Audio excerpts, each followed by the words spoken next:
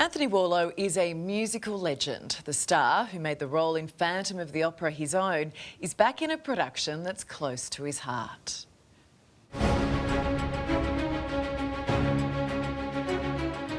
It's almost showtime for the up-and-coming and the master himself.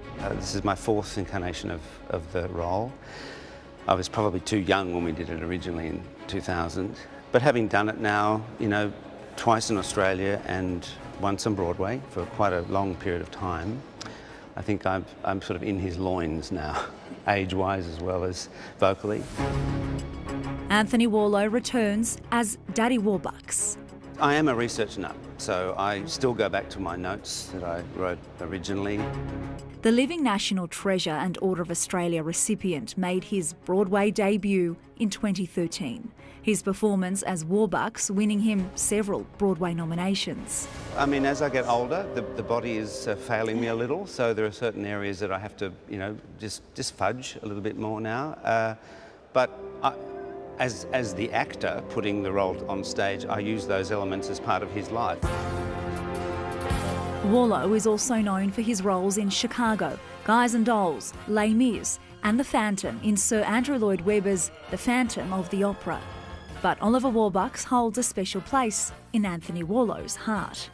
He comes across originally as a little bit of a grumpy old man, but in fact he's not. He's kind of the gift giver for Annie, and she's giving him the gift of love. And as we're sitting here chatting, the music is starting, rehearsals are starting. This is the ensemble starting their warm-ups, which I do at home in the shower. I don't want to embarrass myself in front of 17 people. I was going to ask, can you give us a sneak peek as to what that sounds like? Well, the voice is a little down there, This is the first big show. I'm so excited for it to all come together. At just 11 years old, Stephanie McNamara is one of 4 young women sharing the lead role of Annie. What do all your school friends think of you being Annie? Oh, they're so supportive and they're so nice, and they always come up to me and ask me how did it go at rehearsals, and they're so good, yeah. And Mum and Dad must be really proud. Yeah, they are. They've been so good, trying to figure out getting me to rehearsals every day, but I can't give them too much of a sneak peek. Oh, they have to buy tickets and come and see the show. Yeah. Between rehearsals and vocal training, Steph and the rest of the young cast are required to complete their homework with the help of tutors so they don't fall behind at school. Has this always been a dream of yours? Yes, I love performing and singing and dancing. It's so much fun. I'm so happy I can be in the show. And what's it been like working with a legend like Anthony Warlow? Oh, it's so fun. He's so funny and easy to talk to, so I love spending the time rehearsing with him. Also among the rising stars, 11-year-old Skylar McMahon, daughter of performer Nikki Webster, and Sandy the Groodle. Come here, boy. That's it. Come here. That's good, because he's relaxed. He's totally relaxed. He wants to do it. Well, let's try it again.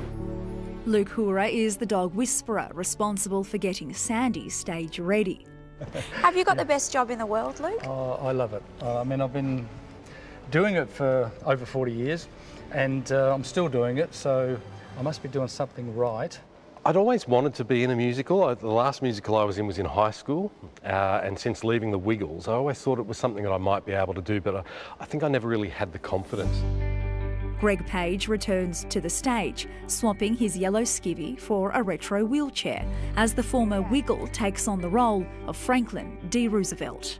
It's a nice thing for me. In my first musical, it means that I only have to remember my lines. I don't have to remember my blocking. Somebody pushes me into place all the time. Have your fellow Wiggles given you any advice? If I were to chat and consult with my fellow Wiggles, I think they'd probably be pushing for a bit more of this in the show, but it's probably not the best place for that kind of stuff. They may be small and mighty, but these girls are going places. And no matter how much I stick out my chin and grin, I'll never keep up. Smile, Darby, smile! Break a leg, Lauren, and you can see Annie later this month in Sydney before it heads to Melbourne.